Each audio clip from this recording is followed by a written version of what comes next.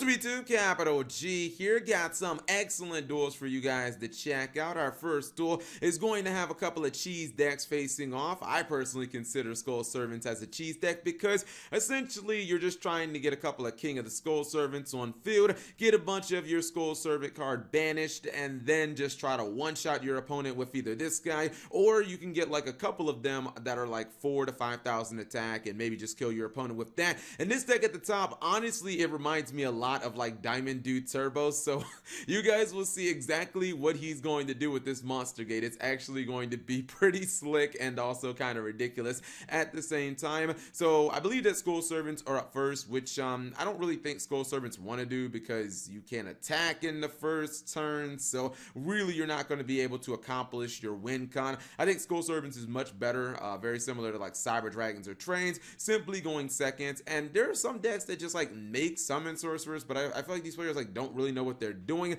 I mean, sure, he gets King of the Skull Servants on field, but you know, just having a blind 4,000 attack monster, that's not going to get it done against most meta decks. Now, he's not playing against a meta deck, but his opponent does have Monster Gate, and you actually gave him a monster for free when he didn't have any monsters in his hand. So he's gonna be like, thanks, buddy.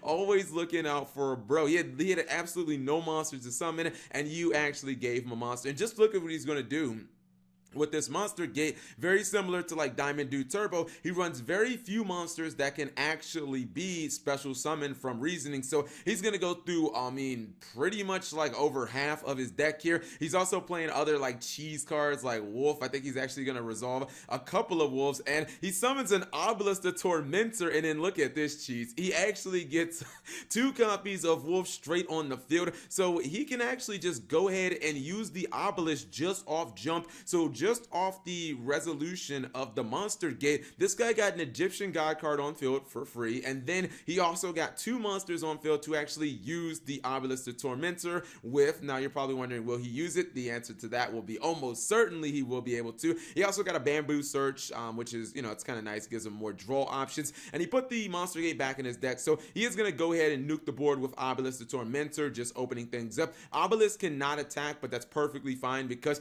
he can just Monster Gate, which he used Magical Stone Excavation. He can just Monster Gate into another monster. He wants to go Exodius first to put those monsters back in his deck so that he can basically just use the wolves over again. And if you thought that 2 wolves off the first Monster Gate was nice, now he's like, nah, come on, Cap, that's nothing. Gonna summon Genzo from the deck, and this time we're going for 3 copies of Wolf. The sack is definitely real. It's like Light Sworn on like Super Crack, basically. He's gonna go for Monster Reincarnation.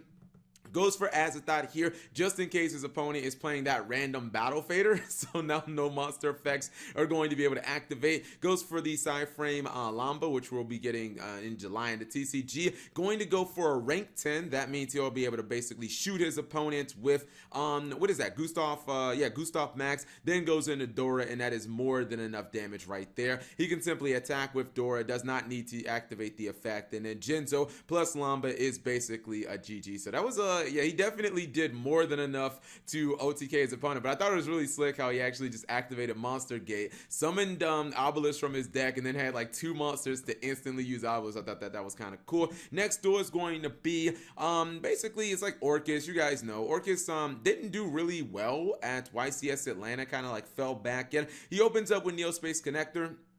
I actually don't think he's going to hit anything out of his opponent's hand, which it's a little unfortunate, but it's fine because he's still on his natural progression. Salamangreats pretty much do this too, like even when you get hand trapped, you're still on your natural route to victory, and the natural route for this deck going first is obviously going for the Azathoth play. I feel like the Azathoth play is just kind of getting weaker because it is a little fragile to like some of the cards that people are playing right now. It's also just not really good against Sky Striker, and he is going to basically double down on his Azathoth play. Anytime somebody goes for Decode Talker, in addition to having like the Time Thief for Doer, that means they're really selling out for this play because it means that they're not trying to lose to like Twin Twister, they're not trying to lose to Dino Wrestler Pankatrops, cards that would be able to summon and then, you know, target and potentially just either pop the rank up spell or really just pop the monster when the rank up spell is activated, or, you know, Twin Twister can just like pop the rank up spell in the draw phase. But when you go for Decode Talker, you basically eliminate that, you essentially eliminate that out of the equation.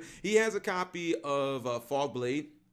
just to have a little bit of a backup. But the problem is his opponent did get a Metaphys Tyrant Dragon banished during his previous turn, and most people, because they don't really know what Metaphys do, they really wouldn't think much of that. But this is actually just going to win him the duel. So what happens is Metaphys Tyrant Dragon wants to tag itself back into the deck during your next standby phase, if I'm not mistaken, and then what happens is it allows you to actually special summon a Metaphys monster from your deck. Now keep in mind, since this all happens during the standby phase, your opponent is not able to activate the Phantom Knights of Rank Up launch because they cannot activate that in the main phase. And some of you are like, okay, cool, Cap, who cares if you get to summon a random Metaphys monster? All they got to do is simply rank up once it hits the main phase. They can pop your dude with Rusty Bardiche, not if you summon this particular Metaphys monster. So Tyrant tags in, Daedalus hits the field, and then he just absolutely wrecks him again. This is all happening in the standby phase, and every single special summon monster that his opponent controls is now going to get banished. Get wrecked, scrub, and that is a GG no re.